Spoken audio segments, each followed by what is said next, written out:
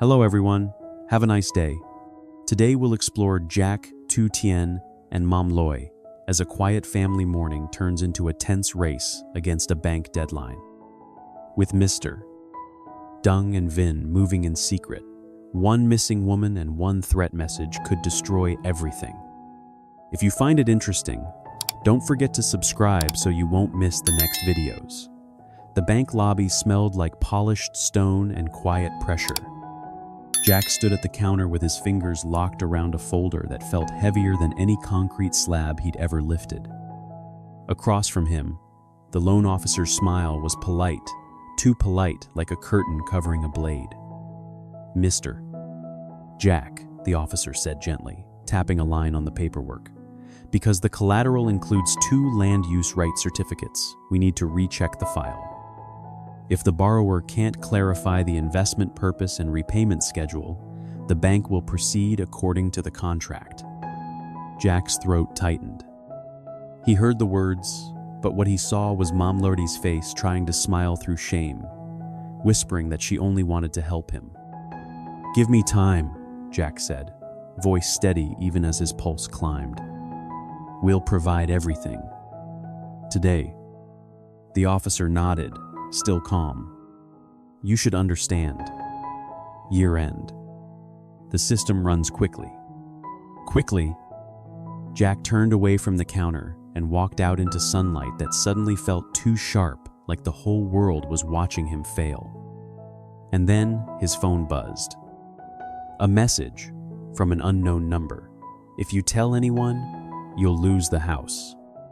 Jack stared at the screen until the letters blurred, then forced his thumb to lock the phone. He didn't have the luxury to panic. Not now. Not with Tu Tien waiting at home, trying to believe their peace was real. Not with Mom Luri's home hanging by a signature. Earlier that morning, the farm had felt like a different universe. Tu Tien crouched by the stove, flipping sticky rice cakes until they turned a perfect golden brown. The oil crackled softly, warm and comforting, as if it could fry away every bad memory. Jack came out with his hair still slightly messy, eyes softer than they'd been in days.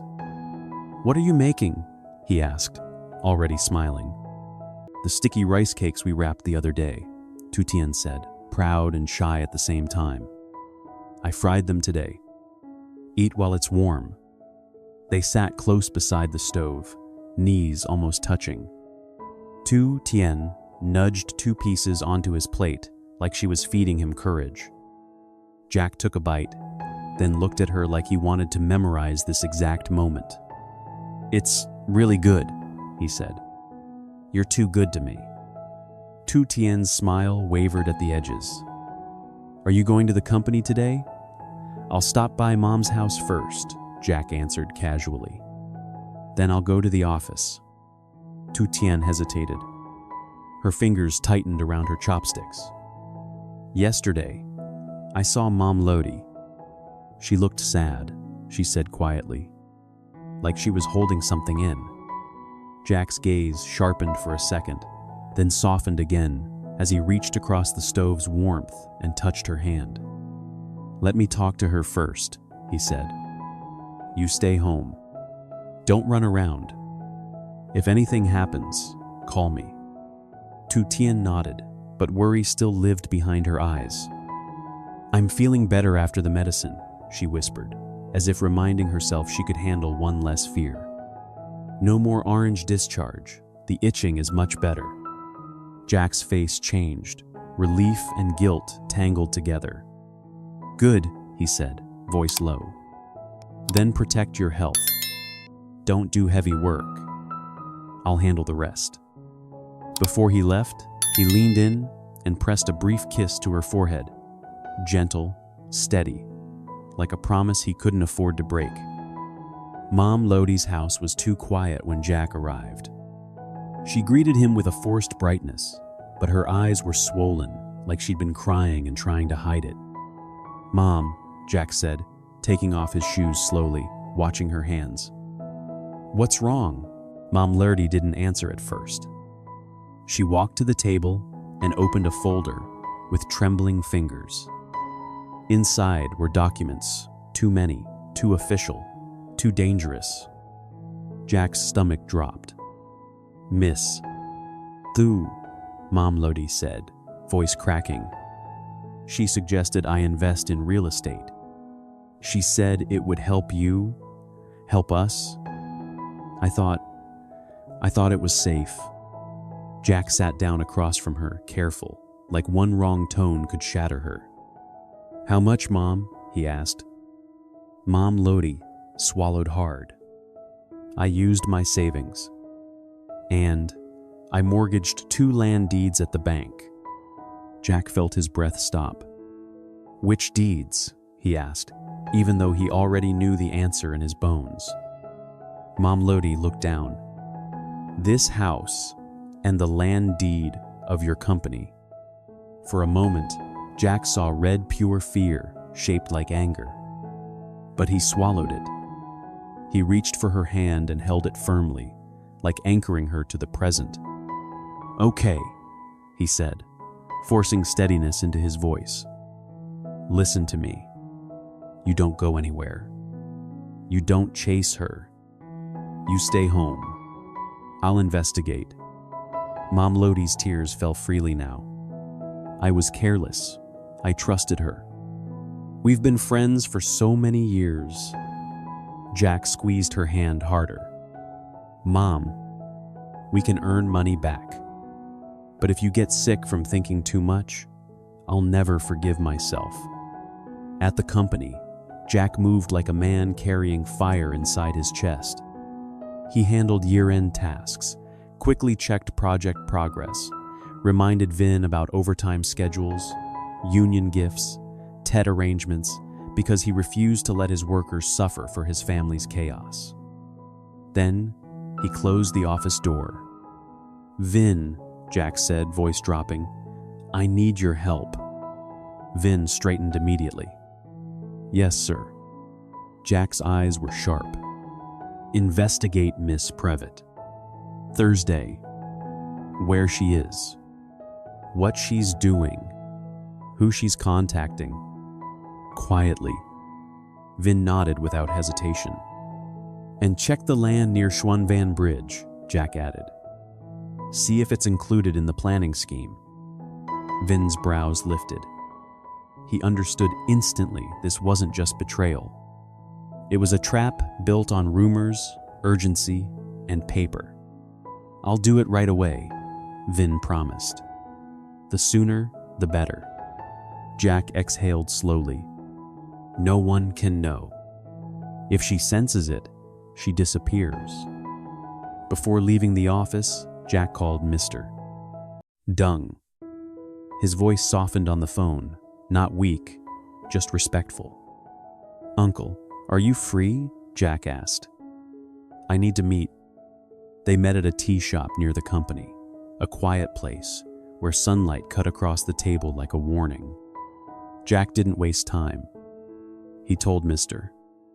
Dung everything, Miss Thu, the mortgage deeds, Mom Lodi's guilt, the bank. Mr.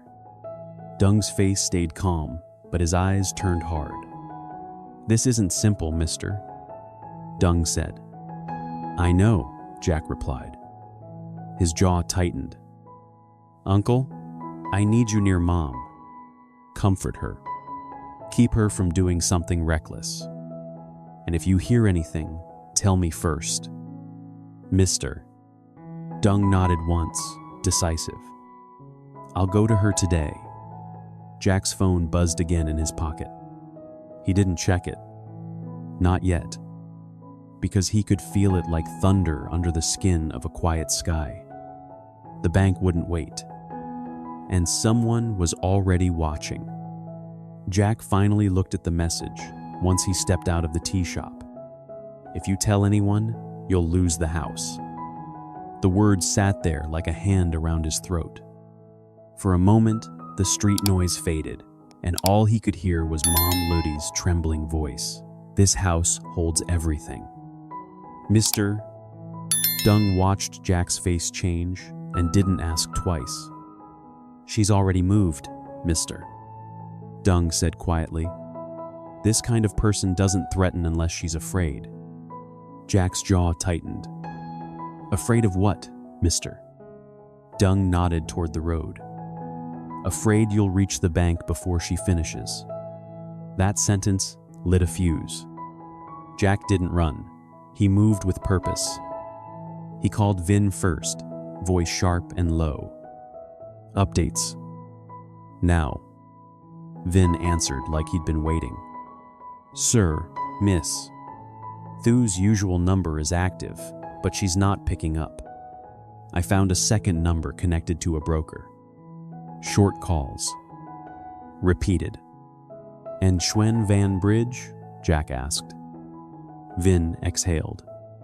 The area is tied to planning rumors. It's being used as bait. People hear planning scheme and panic buy. It's a classic trap.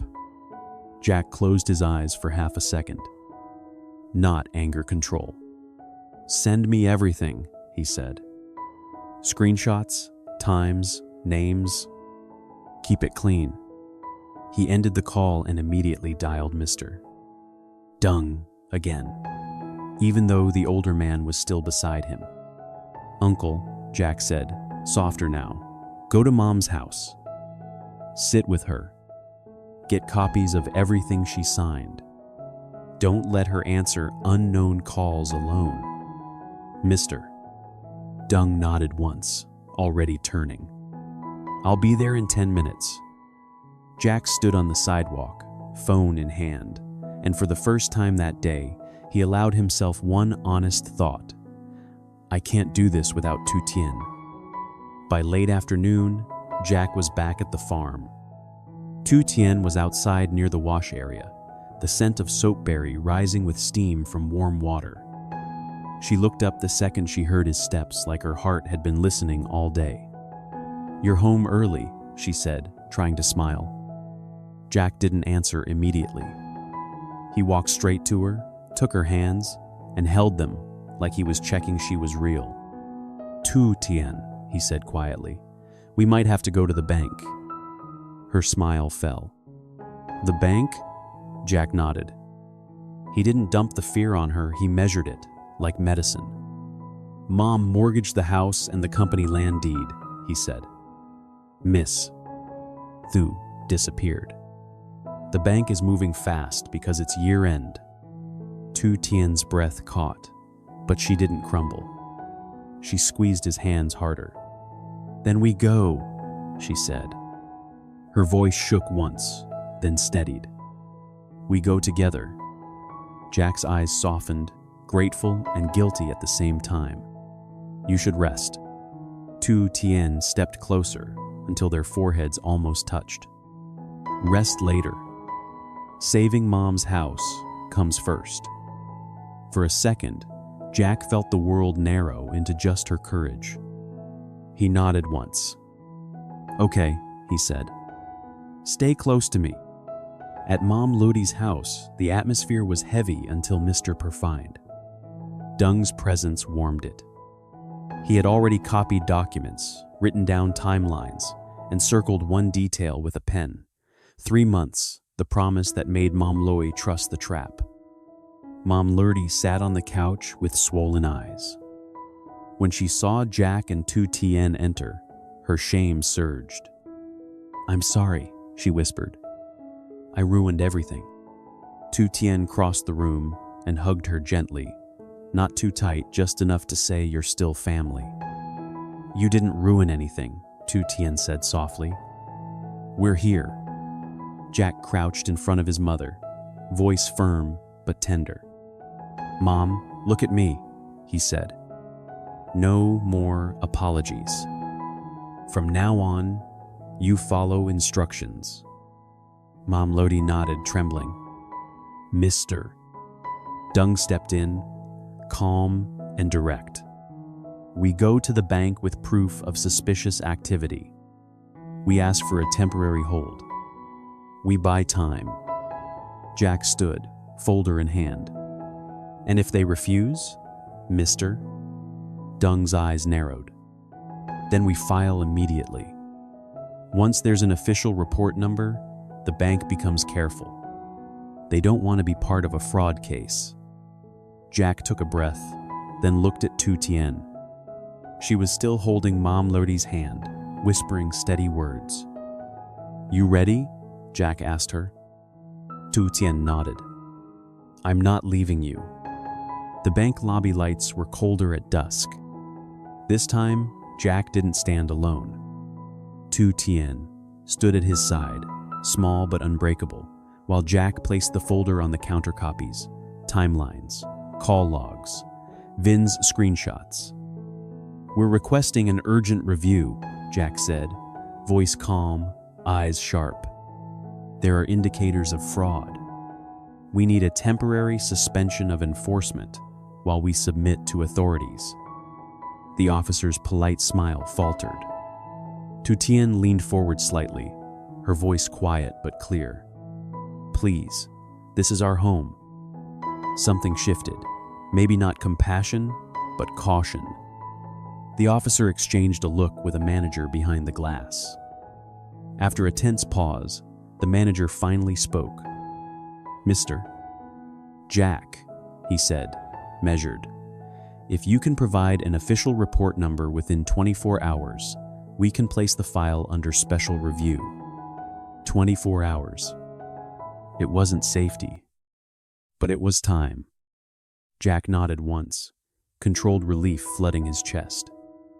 He reached for Tu Tien's hand beneath the counter, hidden, steady. As they turned to leave, Jack's phone buzzed again. A new message. "Unknown number.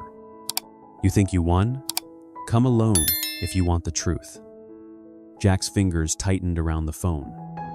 Tu Tien looked up at him, reading the darkness in his eyes. And Jack realized the race wasn't just against the bank anymore. It was against the person who had been watching them the whole time. Hello everyone, in this episode, at noon, Tu Tien vanishes within minutes and Jack's repeated call meet only silence. A cold ransom call demands 500 million Vietnam dong and order Jack to come along to a remote Tibet bin. Warning him to not contact police, Jack pulls Jang into the emergency and they drive toward the location as the roads turn emptier and more dangerous. Near the side, Jack goes on foot within caution while Chang stays behind, shaken but determined, and Jack secretly orders Officer Dung, sending the coordinates on a lonely hillside. Tu Tien is forced into view, traveling the week.